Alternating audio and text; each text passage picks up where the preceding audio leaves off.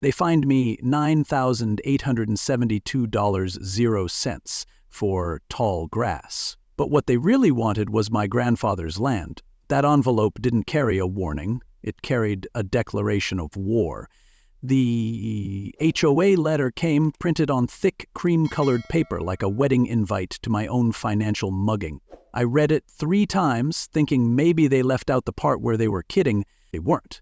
According to the Board of Aesthetic Oversight, my grass was 2.3 inches too high and disrupted neighborhood cohesion.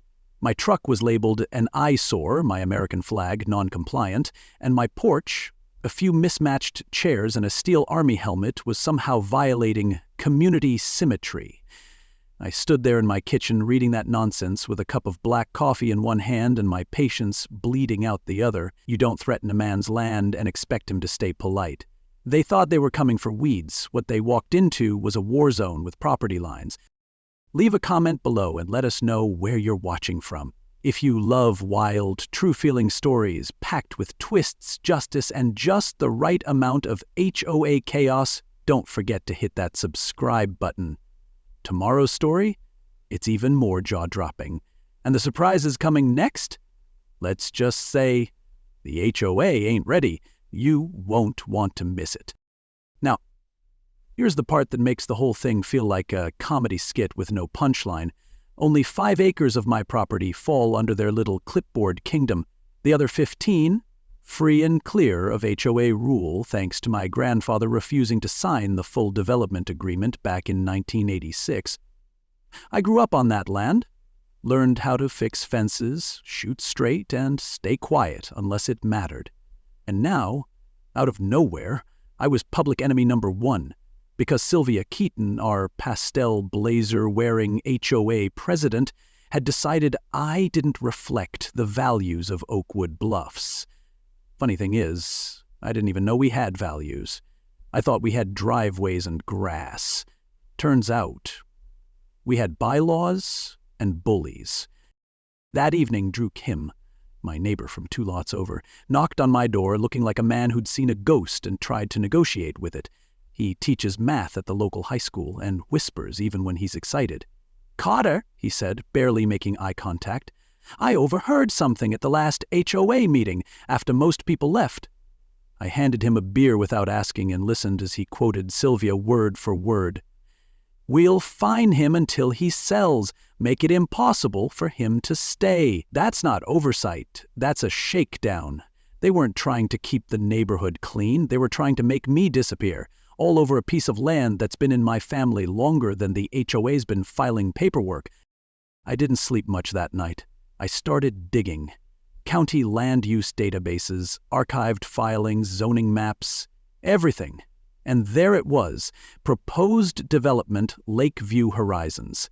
A luxury resort, complete with spa villas, golf carts, and lakeside access, right through my back acreage. And who owned the company listed on the filing? None other than Donald Keating, Sylvia's husband. So now the grass wasn't the issue, it was a smokescreen. My 15 untouched acres weren't just annoying to them, they were in the way. They wanted me gone because my land held the one thing they didn't have: leverage. Water access, high elevation, direct lake frontage. And they thought a $10,000 0-cent fine would scare me off. That's like trying to chase a bear out of the woods with a pool noodle. I sat down with a photo of my grandfather that night, the one where he's leaning on the gate, boots dusty, hat low, like he'd just settled an argument with the sky. He gave me this land, told me to protect it, respect it, and never hand it over to anyone who didn't earn it. So I picked up the phone and made 3 calls. First was Ivy Tran, the sharpest land use attorney this side of Austin, and a college friend who once beat me in poker with a bluff and a smirk. Second was Reggie Langston, an Army buddy who now runs a tactical training facility in Kerrville. Third call, that one was to myself. I said out loud, "You want a war, Sylvia? You're gonna hear it every Sunday morning at 8 a.m. echoing across your lakefront brunches." They came for my grass, but they forgot the land it grows on and the man standing on it. I walked into that HOA meeting like a man stepping into his own trial. And that's exactly what it was. The community center was packed tighter than a church on Free Pie Day. Some folks looked curious, others downright nervous, like they'd heard whispers and weren't sure whose side they were supposed to be on. Sylvia sat at the center of the board table, hair pulled so tight it looked like she'd tried to iron her personality into place. Her smile stretched wide when she saw me, the kind of smile that says, "I'm already planning your funeral, sweetie." And I smiled right back. Not fake, not nervous, just calm, steady, and ready to speak truth like it was loaded. She opened the meeting by casually discussing community maintenance concerns as if this was about leaf piles and not economic warfare. I raised my hand before she could start into another spreadsheet of fines. "Madam President," I said, "I'd like to speak about the pattern of targeted violations against my property." That word, targeted, hung in the air like smoke. The room shifted, people leaned in. Sylvia's smile didn't move, but her eyes hardened like a windshield about to crack. I laid it all out, the timeline of notices, the satellite photos, the fact that my supposed violations were more fiction than fact. I even had side-by-side images of my lawn compared to others on the same street who'd never gotten so much as a warning. The silence in that room had weight. It felt like someone had unplugged the HVAC just to make sure no one missed a word. But I wasn't done. Not by a long shot. I clicked to the next slide, the one showing the preliminary zoning proposal for Lakeview Horizons, the luxury resort tied to Sylvia's husband, Donald Keating. Right there on county record, their company, their logo, and smack in the middle of the proposed resort footprint, my land. A few gasps, a few murmurs, and one long exhale from Drew in the back row told me I'd hit the nerve I was aiming for. I didn't raise my voice. I didn't need to. Facts are louder than yelling when you drop them in the right silence. I looked directly at Sylvia and said, "So this wasn't about weeds or symmetry, was it? It was about value and leverage and trying to push me off the chessboard so you could build your kingdom." She cracked right then, not loud but clear. "You've always been difficult," she said, lips pursed. "Uncooperative. And frankly, Carter, some residents have expressed concern about your stability." That word landed like a sucker punch in front of a crowd that knew exactly what she meant.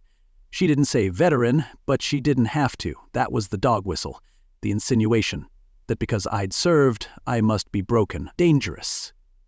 I paused, met her eyes, and let the quiet stretch just long enough for people to feel the shame she should have. "They called me unstable," I said, "but I'm the only one here not pretending to be someone I'm not." And just like that, the room turned. People weren't looking at me anymore. They were looking at her. And they weren't smiling. Ivy Tran stood then, cool, composed, the kind of calm that makes judges nervous. She wasn't just a good lawyer, she was a scalpel with heels. She presented a legal analysis showing that the HOA boundary had been illegally redrawn 3 years prior, without proper consent or notification to affected property owners. She had documents, signatures, and one notarized affidavit from a neighbor who'd never even been told his land was pulled into the HOA. The best part? Ivy slid the map across the table and pointed to the section labeled Rourke Property. "Only the front 5 acres fall under your jurisdiction," she said, sweet as pie. "The rest belongs solely to Mr. Rourke, which means you've been issuing fines without legal standing." That landed harder than anything I said, because Sylvia didn't flinch, she froze. And that's worse. That's the look of someone realizing the armor's cracked, and everyone sees the leak. As the meeting wound down, Sylvia came over, her smile back on like a mask that hadn't been cleaned in months. "You made quite the scene," she said through gritted teeth. "If you can't comply with our standards, we'll be forced to place a lien." I leaned in, not angry, just clear. "You misjudged who you're dealing with, Mrs. Keating." "I don't need to be loud, I just need to be right. And legally, I'm more than right. I'm standing on solid ground." I watched her eyes flicker. That moment when someone realizes they're no longer in control, but they haven't figured out how to accept it yet. That's the moment I knew. This wasn't over, not even close. But the crown?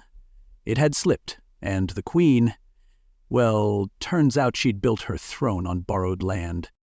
If you've never watched a bully realize they can't outpaper you, let me tell you, it's better than fireworks.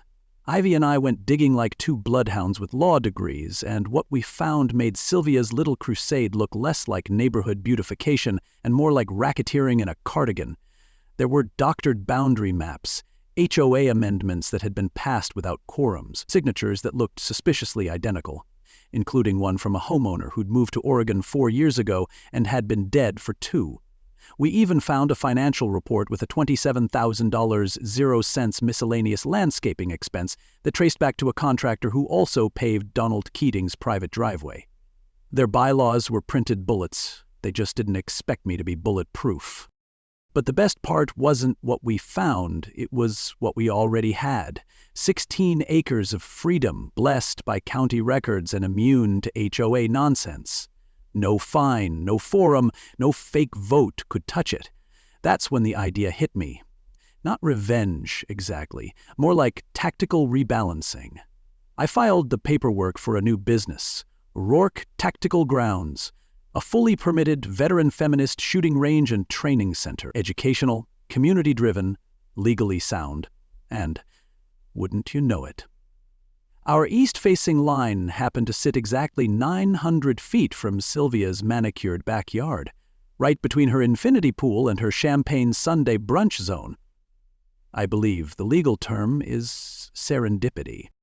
Now, I didn't just want to make a point. I wanted to make an impression. So I called in Reggie, my old Army buddy, and a few other vets from around the county. We made flyers, posted on the community board, and offered free memberships for veterans willing to help us prep the grounds. What followed looked less like a firing range and more like a patriotic barn raising. Guys with tool belts, women with landscaping gear, people unloading gravel and lumber while trading war stories and cracking beers. No one was angry, just focused, determined, and very, very loud.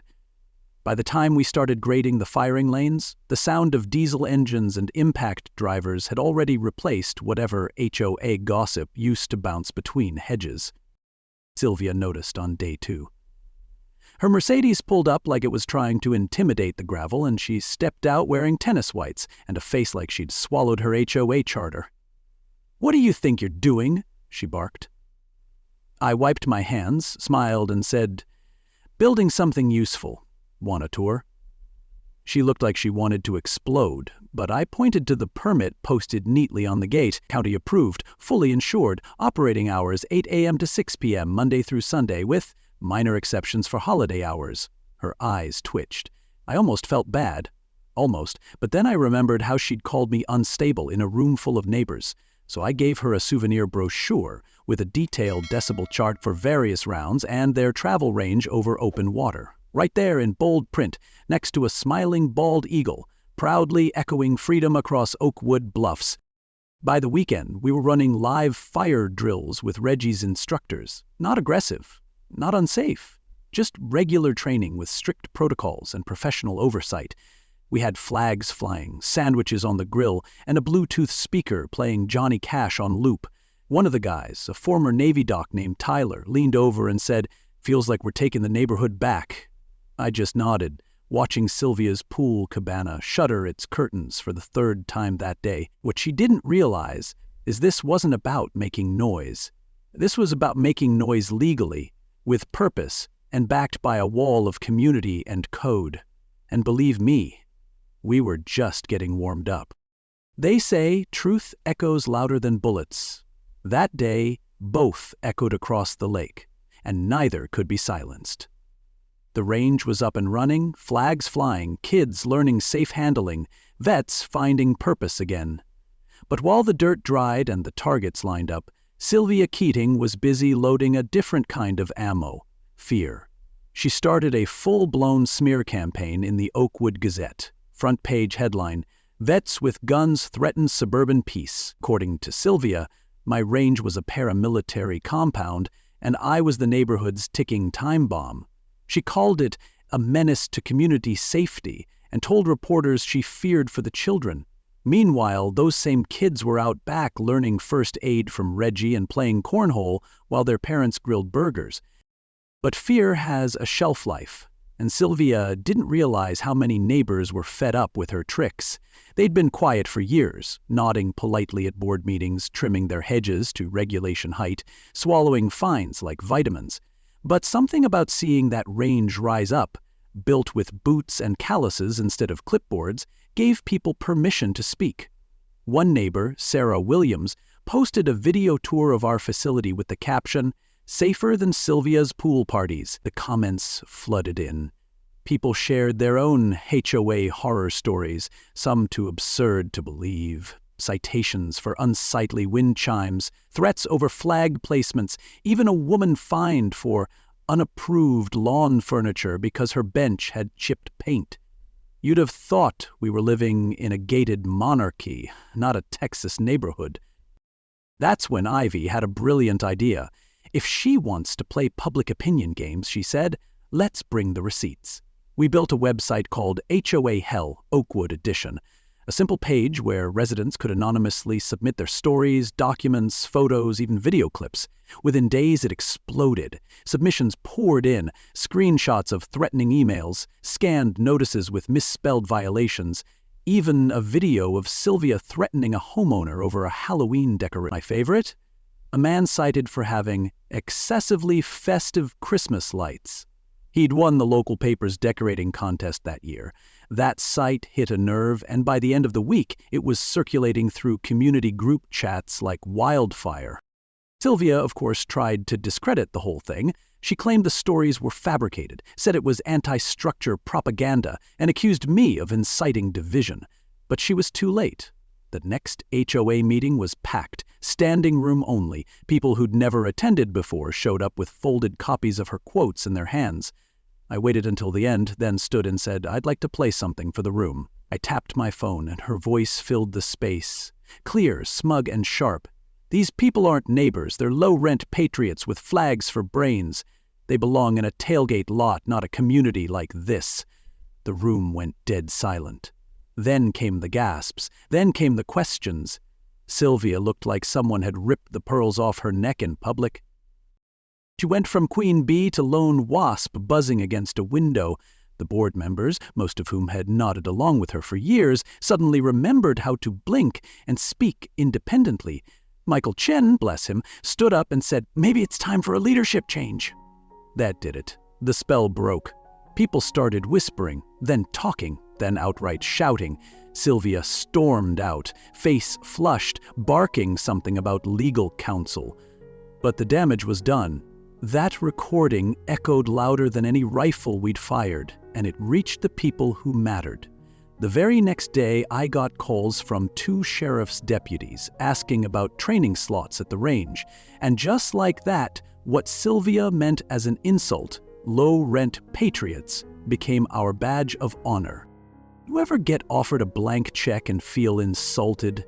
That was me at the Silver Spoon Diner, watching Donald Keating slide a folder across the Formica table like it contained a magic spell. This doesn't have to get ugly, Carter, he said, voice smooth as a forged signature. You walk away, we buy your parcel outright, and you get to keep your range somewhere less sensitive. The folder held a quitclaim deed, a non-disclosure agreement, and a check I could fill in myself. Not a number in sight, just a promise, name your price.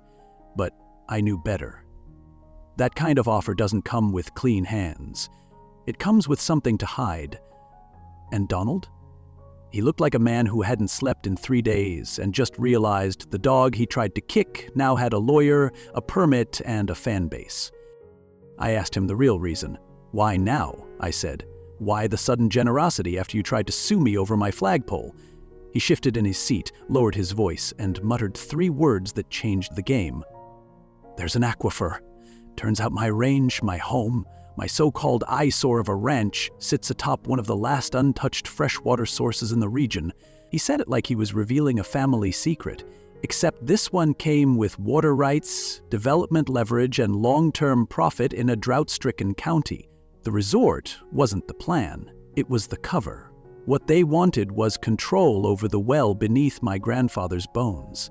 That was the moment I realized this wasn't personal vendetta anymore.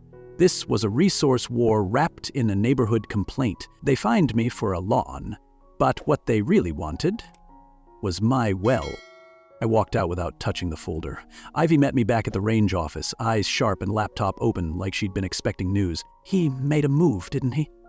I nodded, and we got to work. She started pulling public land records, environmental surveys, and planning commission submissions. Within hours, she spotted something ugly. The same environmental impact report filed across 3 different Keating projects. Same words, same numbers, same typo. Just the logos changed. They're reusing falsified data, she said, scrolling through PDFs like a forensic machine. No baseline measurements, no lab signatures. These weren't just lazy shortcuts. These were fraud with a letterhead. And if they faked their environmental impact to get fast-tracked approvals, that meant state violations. Federal, even. Ivy's hands trembled slightly, not with fear, but with fury. "You don't mess with water," she said. "Not in Texas. Not now." As we pulled the thread, the sweater unraveled. Keating Development had been slowly acquiring parcels around Oakwood for years, using the HOA as leverage. Fines, intimidation, redrawn lines. The aquifer had been mapped by a geology firm 5 years ago, commissioned quietly through a shell corporation. My land just happened to be the largest, deepest, and most legally unencumbered stretch above it. Ivy flagged forged HOA boundary amendments, at least 2 signatures from homeowners who'd moved or died, and a suspicion. Sheriff Thompson showed up around dusk. Unmarked cruiser rolling in with headlights off and a face like someone who'd seen too much. He stepped out, holding 2 coffees and a warning. "Donald's been talking to the wrong people," he said. "Folks at county permits, folks in real estate finance. This ain't just about your range anymore. They're trying to discredit you, create enough noise to gum up your business license, even heard a whisper about a fire marshal inspection." I asked if there was anything illegal yet.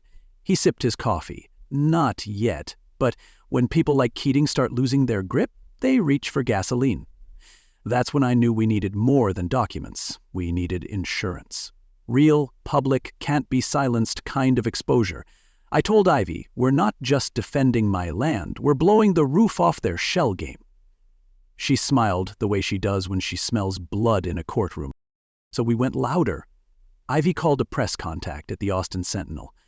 I uploaded the fake impact studies to our HOA horror website with a headline that read, "When a lawn fine leads to water theft." We sent the documents to a state environmental watchdog group and drafted a legal complaint outlining every connection we could prove. Meanwhile, I reinforced the range's perimeter, upgraded surveillance, and invited more veterans to stay on site, offering them stipends for helping teach and keep an eye out. They came in waves: a former Air Force security sergeant, a Marine dog handler, even an old Navy guy who brought a drone. The range became more than a range. It became a beacon. A place for people tired of being pushed around by fake authority. And we made sure everyone knew we weren't here to break rules. We were here to enforce the ones everyone else pretended didn't matter. Then, just when I thought we'd cornered them, Donald's second offer came. Not through paper, but pressure. One of our key supporters, Michael Chen, the local math teacher, got called into the superintendent's office. Something about community disruption. The same day, my business permit was flagged for additional review due to noise concerns, complaints filed by 2 residents who just so happened to be on Sylvia's wine club email chain. Ivy was livid. "This is the Keatings squeezing from the shadows," she said. "They're moving fast because they know we're catching up." She printed hard copies of every file, backed them up to cloud storage, and handed me a flash drive in a metal case. "This is the skeleton key," she said. "If anything happens, take this to the press. Do not wait. Do not negotiate." I stood on my porch that night, flash drive in my pocket, watching the security lights sweep across the trees like silent guards. The same porch where this whole thing started, with a letter about tall grass and an HOA president who didn't like my flag. I thought of my grandfather, who used to say, "Water runs deeper than blood if someone's thirsty enough." He wasn't wrong. This wasn't about rules or fences or even land anymore. It was about power, and the people who crave it enough to cheat, forge, and threaten to get it. But they underestimated me. I don't fold under pressure. I focus. I aim. I stay legal. But I stay loud. And with every echo from that range, I reminded them, freedom makes noise. It started with motion sensors at 3:17 I memeing. Red alert. 3 figures creeping along the tree line near the shed. One carried what looked like a gas can. Another had something wrapped in cloth, pipe-shaped, deliberate. I watched it all live on my monitor from inside the office, jaw locked, heart slow. It wasn't paranoia anymore. It was proof. Sylvia Keating had gone from petty to criminal, and this time she wasn't hiding behind bylaws and brunch meetings. I called Thompson. He rolled up 15 minutes later, lights off, 3 patrol units in tow. The thugs, and I use that word because no polite term fits, froze like deer when the flashlights hit. But Sylvia ran. Designer shoes slipping in the dirt, her silk robe flapping like some fallen queen's battle flag. She didn't make it past the gravel. She went down screaming about misunderstandings and maintenance work. Maintenance? At 3 a.m., with unregistered gas cans and a crowbar? The deputies weren't buying it, and neither was the camera footage. Everything was recorded, her giving instructions, telling them where to pour and what to break. When the deputy read out attempted arson, conspiracy, criminal trespass, I saw it in her eyes. The moment the HOA crown cracked and fell, no press release, no carefully worded denial, just a woman cuffed and stuffed in the back of a cruiser while the whole neighborhood peeked through their curtains. Her mask didn't just slip, it shattered. But I wasn't celebrating, not yet, because I knew the storm was about to hit the courtroom, and the truth still needed a full spotlight. The trial was scheduled 6 weeks later and drew more attention than the 4th of July parade. Locals lined up outside the courthouse, whispering like it was a Hollywood premiere. The DA charged her on all counts, and the media dubbed her Queen Sylvia of HOA Hell. I took the stand early, walked the jury through the fines, the threats, the offers, the sabotage. Ivy followed with a suitcase full of receipts, literally. She unveiled the falsified environmental reports, boundary manipulations, and forged documents. When she showed the side-by-side photos of real surveys versus Keating's Xeroxed fakes, the jury leaned forward like they were watching a Netflix docuseries. Ivy's closing argument was quiet, deliberate, and carved like stone. This wasn't about community standards, this was about control, and when control failed, they turned to destruction. Then came the recording. The audio I captured the night Sylvia showed up on my porch, shrieking about how I was ruining everything. Her voice shook the speakers in the courtroom as she said, "You'll regret ever messing with me, you grunt. You're dirt. You don't belong here." Silence followed.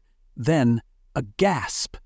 Then the kind of courtroom buzz you don't recover from. Even her lawyer closed his notebook. Her whole defense, community caretaker, misunderstood enforcer, misunderstood woman, evaporated in real time. Her expression didn't change much, just a slow collapse, like someone aging a decade in a moment. When the verdict came in, guilty on all counts, Sylvia just blinked. No protest, no apology. The HOA board didn't even show up for her sentencing. Turns out when your queen falls, even the pawns scatter. The sentence? 2 years probation, 800 hours of community service, full restitution for damages, and mandatory HOA ethics training. But the twist? The court ordered the auction of her mansion to pay for the fines, the lawsuits, and the restitution fund Ivy filed on behalf of the veterans we housed during the range expansion. It was poetic. Her fortress on the lake, full of imported marble and silent servants, was sold to the very nonprofit she tried to crush. My nonprofit, Rourke's Restorative Grounds. We didn't even change the nameplate. Just added a flagpole and a plaque out front, dedicated to those who were told they didn't belong. Sylvia tried to drown me in paperwork, but in the end, it was her lies that sank. Life after the storm was quieter, but not soft. The range expanded. Our weekly vet programs doubled in size. Sheriff Thompson stopped by more often, usually bringing pie. Ivy? She stayed. Set up a satellite office and started offering free legal workshops on land rights. Even Michael Chen got a promotion, named chair of the HOA Reform Committee, which now meets in the community library instead of someone's wine cellar. And the HOA itself? Stripped, rewired, rebuilt. No more fines for flags, no more threats over flower pots, just guidelines, accountability, and quarterly meetings that actually involve residents. Who knew? Sylvia, as far as I hear, moved to a small town 4 counties over. Her name's poison in real estate now. Donald, her ex-husband, signed over the last of the company shares and now lives quietly in the city, sending checks to the restitution fund every quarter. Whether out of guilt or just contract, I don't care. The water beneath my land remains untouched, monitored, and protected. The Keatings spent 2 decades building an empire of influence. It took 6 months and 1 stubborn soldier to turn it into kindling. I still stand on my porch sometimes, coffee in hand, listening to the echoes from the range. They sound like thunder. They sound like justice. They sound like home. And every now and then, I smile when I remember what she said. That I was unstable, too aggressive, not the type this community needs. Maybe she was right. Maybe I'm not the type you invite to brunch or put on a welcome sign. But I'm exactly the kind of neighbor you want when the fight hits your doorstep. You can push a soldier, you can fine him, threaten him, even smear him, but you can't scare him off his own land. You know, when I look back on everything, on the fines, the threats, the 3 a.m. gas cans, and that HOA queen trying to burn down my life like it was brushwood, it still amazes me how a war over grass turned into a lesson in power, courage, and standing your ground. I didn't win because I had money. I didn't win because I yelled the loudest. I won because I refused to be quiet when the rules were used as weapons. I stood up, I pushed back, and I did it by knowing the law, protecting my community, and refusing to let a lie stand longer than the truth. This story wasn't just about an HOA gone rogue. It was about what happens when everyday people stand firm. It was about the value of legacy, the weight of silence, and the price of justice. Sylvia tried to run a kingdom with fear and fake rules. But in the end, the real power came from neighbors who were tired of hiding, and from a man just like you or me who said, "Not today." So if this story hit home for you, if you've ever felt like the underdog or been told to sit down or had someone try to silence you because they thought you wouldn't fight back, then let this be your reminder. You're not alone, and you're stronger than they think. If you believe in standing up for what's right, no matter how small the battlefield looks, smash that like button, drop a comment below, and tell us where you're watching from. Have you ever had an HOA horror story? We want to hear it. And don't forget to hit that subscribe button, because next week's story, let's just say, a mailbox violation leads to a federal investigation, and you won't believe who ends up in cuffs. Justice isn't always loud, but it always echoes, especially when it comes from the range.